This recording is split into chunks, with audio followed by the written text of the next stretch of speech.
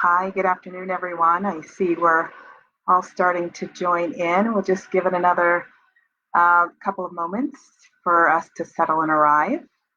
Glad to see you today.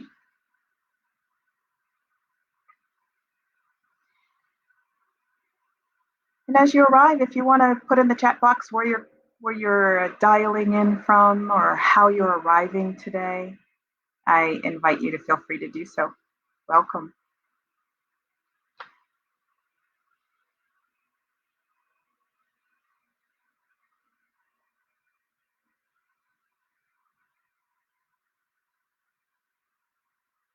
Hey, well, I know our time is brief today. We have about 20 minutes together, and so I'm so pleased to be here. My name is Michelle Maldonado, and before I tell you a little bit about who I am, I want to first acknowledge Kylie and the mindful.org team for putting together this amazing community support and resource for all of us. There is a lot out there for us to tap into, and having variety is so important so it can meet us where we're at. And so I'm so happy to be a part of this and support for myself as well as everyone else. It's one of those things, it's a gift that keeps on giving. And I see as people are piling in, we've got people coming in from Dublin and from Scotland. Welcome. I know it's a little bit later in the day for you, so thanks for joining in. All righty, why don't we get started? I am Michelle Maldonado, as I said. I am the CEO and founder of a company called Bucentia, where we really focus on human flourishing and mindful business transformation. And I've always worked in the space over the last decade or so around leadership development, but it's at this amazing and beautiful intersection of emotional intelligence, mindfulness, authenticity, and compassion, all kind of nestled and resting on a beautiful bed of research and neuroscience, and how it cultivates our capacity to show up in our most beautiful, authentic, and elevated human form, no matter where we find ourselves in life, whether that's at home, at play, or at work. I started out my career as a corporate slash tech attorney and practiced for several years and then moved to the business side of organizations where I ran everything from data metrics and reporting to business development, account management, strategic initiatives, and even dabbled in mergers and acquisitions. And now am a business owner and work around the world in three primary industries. I cross industries, but I find myself most active in corporate slash tech spaces, higher ed, and government, particularly with our first responders, law enforcement, and security professionals working in various capacities, primarily at the executive and senior leadership levels. So sometime our paths may have crossed, and if they haven't, I hope that they do. I'm always looking to learn and to share wisdom with other people. I think that's the way to do it. No one has to reinvent the wheel, and there's so much work to be done in the world. And thank goodness there's so many of us who are willing to lean in and help to alleviate suffering as we all heal ourselves and help co-create the kind of world we want to live in. So with that, I think that is a nice segue into what our topic, our theme is today, and that is co-creating or creating the new normal compassionately. And with the current conditions around the coronavirus and people actually having like sort of COVID-19 symptoms and infections, it is a very scary place for many people.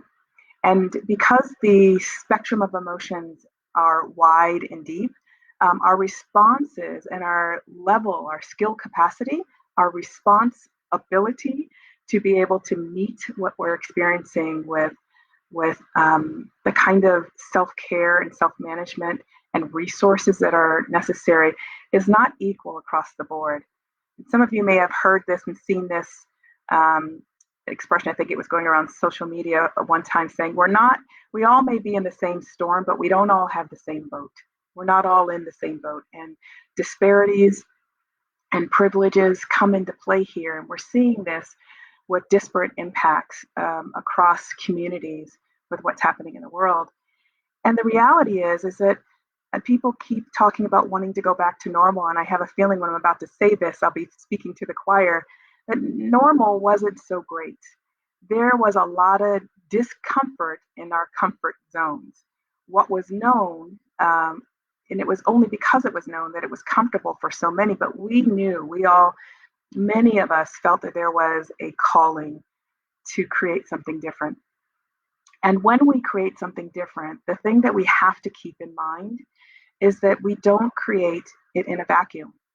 No one person is an island. And so, what we're really doing when I say create a new normal compassionately, what I really mean is co create. So, we have to look within ourselves, do our self work, but then also join hands, link arms, and co create and change and transform ourselves in the conditions that have enabled the systems and impacts that are in place today.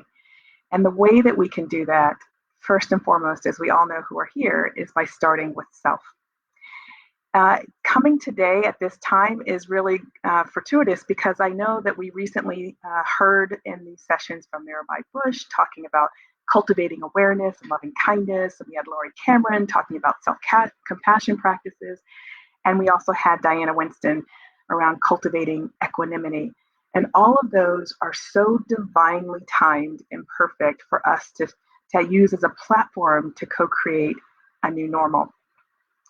And creating this is a creative act. It's an innovative act. And it's also one that requires courage, patience, and persistence. Because it asks us to move into new places and spaces where we may not have the confidence or we may not even feel like we have the skills. And we're being asked to move anyway, to do it anyway. So we'll be coming face to face with our fear and uncertainty. And today I heard something from a colleague of mine, in fact, in Ireland. And he said this, his name is Sean Kelly. He said, fear does not stop death, it stops life. And worry doesn't take away tomorrow's troubles, it takes away today's peace. And so I encourage you to notice if you're feeling what you're feeling, that may be sadness, it may be grieving for what was or what is, and over the certainty of what will be. And in that, leaning into that vulnerability that may arise, the uncertainty and fear that may arise, and making friends with it, finding that sort of equanimity and that courage to be able to trust that you can create and emerge out the other side in community where there is belonging and unity for us all. And the other piece of that is really magical and magnificent that I believe will be true is that in doing this work, we will collectively help more of us move from a place of judgment and certainty into discernment and curiosity. And what an incredible way to live, in discernment and curiosity.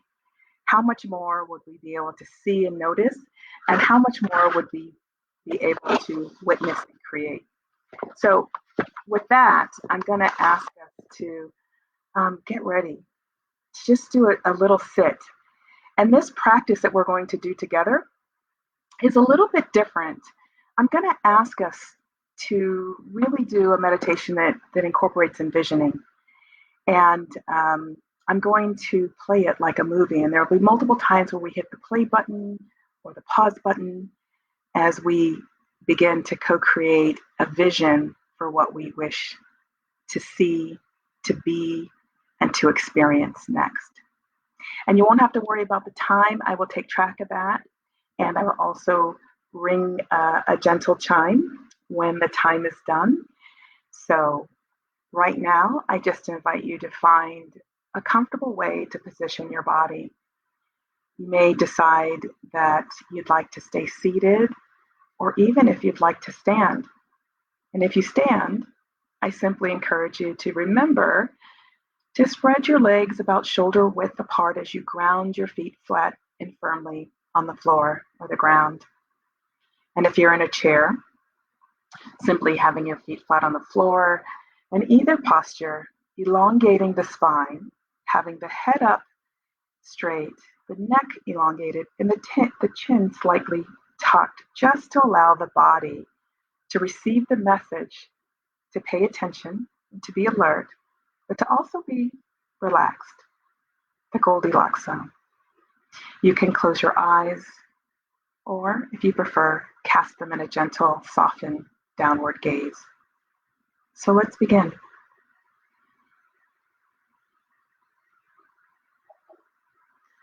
Let's take 3 deep breaths in and out.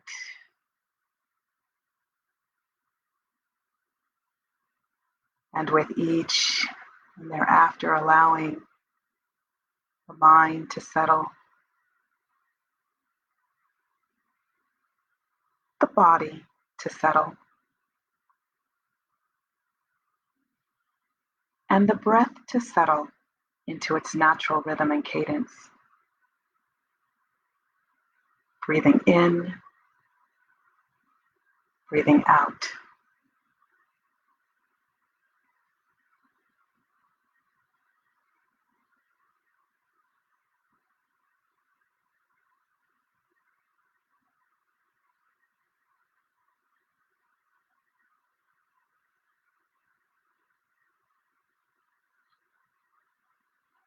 Just noticing the sensation of the breath, the air as it enters the tips of your nostrils and travels down your throat, into your chest as it makes its way deep into the belly for deep belly breathing.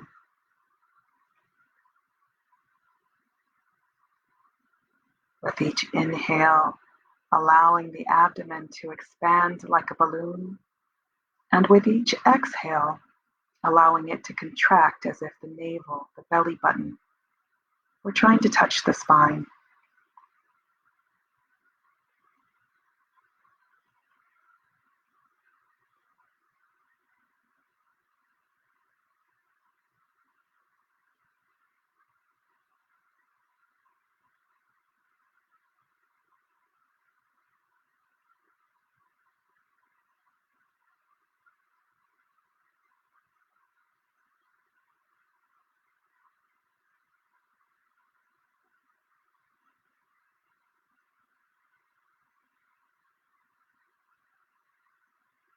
And if you're noticing any distractions, any sounds or thoughts or sensations, see if you can simply meet them like an old friend, with kindness and curiosity, but allowing them to continue on, to dissipate as you return your attention back to your breath.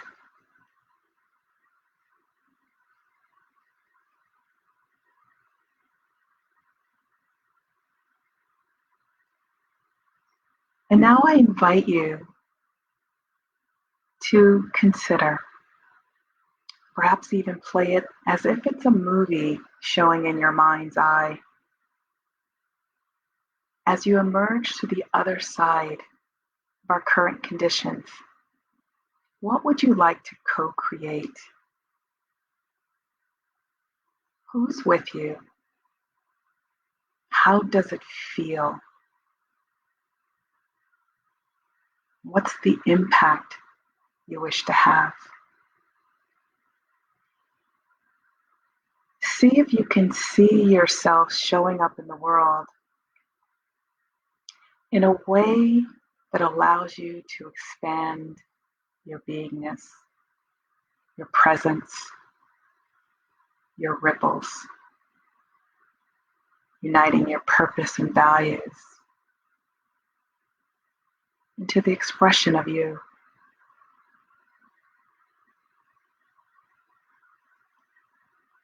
See if you can fill in a picture in your mind's eye.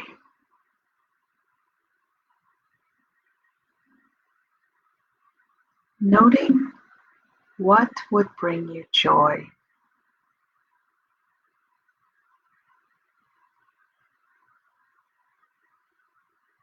Allow your attention to rest there, as this movie plays.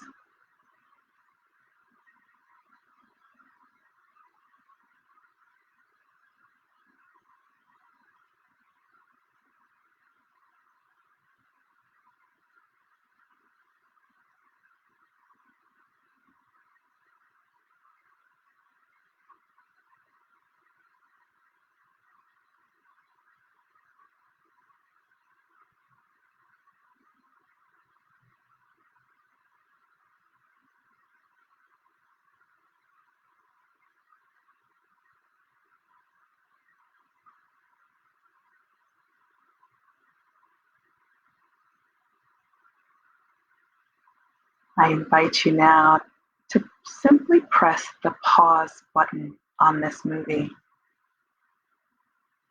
so that it becomes a still frame. And I ask you to bring your attention to your body. What sensations do you feel in your body when you think about co-creating this new way of being and living for yourself?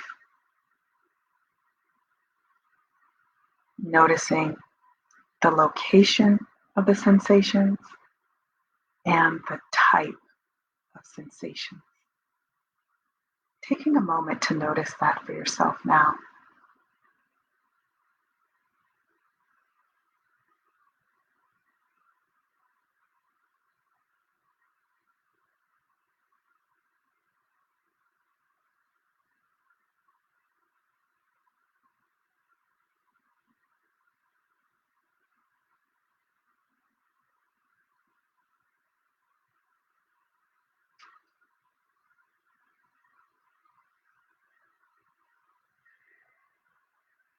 Next, I invite you to bring your attention to the thoughts of the mind.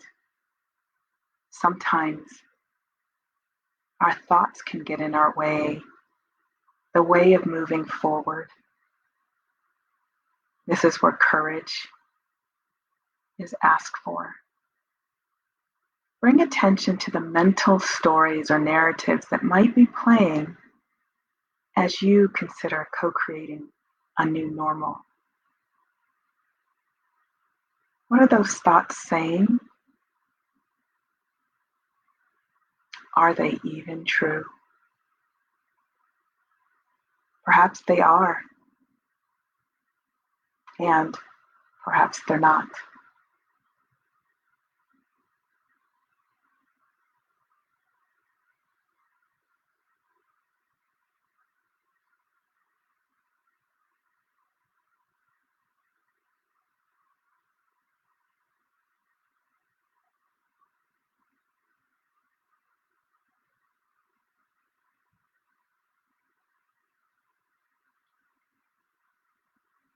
Now we're going to press play on this co-creative film that we are viewing in our mind's eye. And this time, I want you to bring a sense of compassion and kindness, even more so.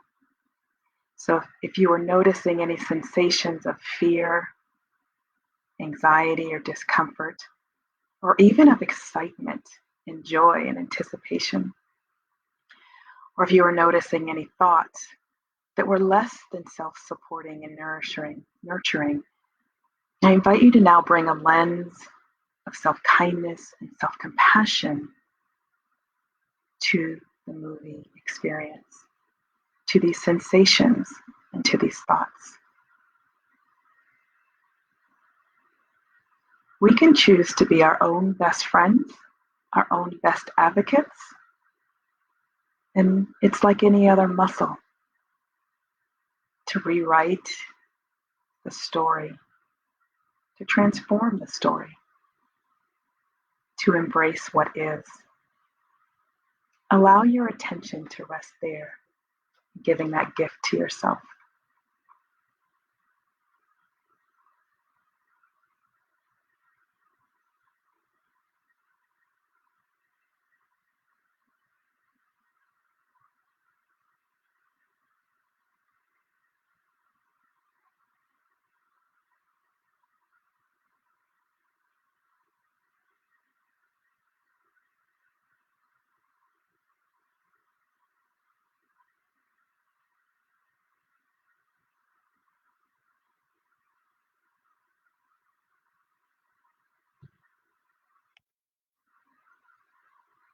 pausing one last time as you bring into this co-creating exercise. How do I hold myself accountable? Who can help me? Taking a moment to create your community team to help you. We all need community. We all need help and support. Who can that be for you? Take a moment to anchor that for yourself. This gift to you, for you, and for others.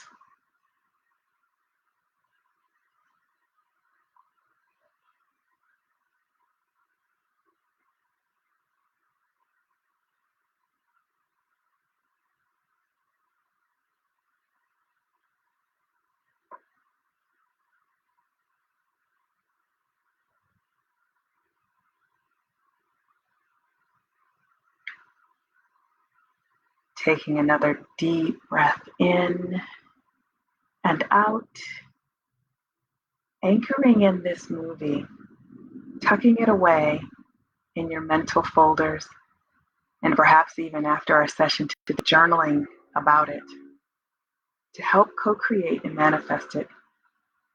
It's one of those things, as I said, the gift that keeps on giving. Taking another deep breath in and out, feeling your feet on the floor, body's in the chair, floor if you're seated.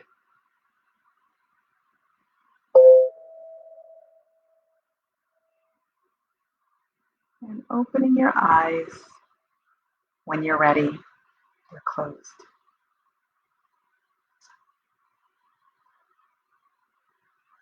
Thank you, friends.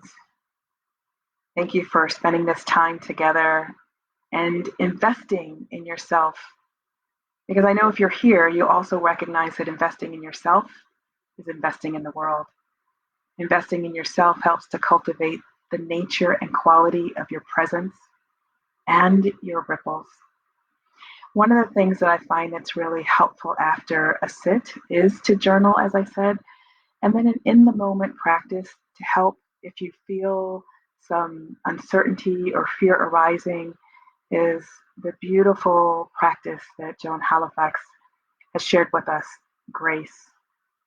So if you're not familiar with grace, I encourage you to just look it up. It's very simple and it's very nurturing and has the elements, the components of action and compassion. And so I wish you well. I wish you good health. And I wish you happy co-creating. Take good care, everyone. Bye-bye.